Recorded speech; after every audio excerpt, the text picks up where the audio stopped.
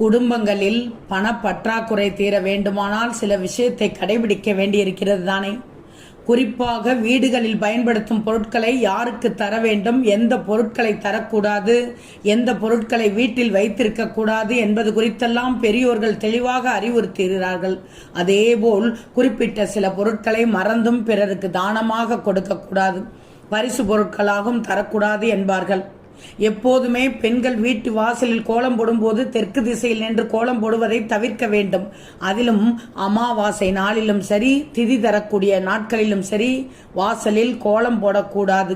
அது மட்டுமல்ல, அமாவாசை நாட்களில் முட்டைக்கோஸ், நூக்கல், முள்ளங்கி, பீன்ஸ், கத்திரிக்காய், காலிஃப்ளவர், ப்ரொக்கோலி, பட்டாணி போன்ற காய்கறிகளை சமைக்கக்கூடாது, தெரிந்து கொள்ளுங்கள்.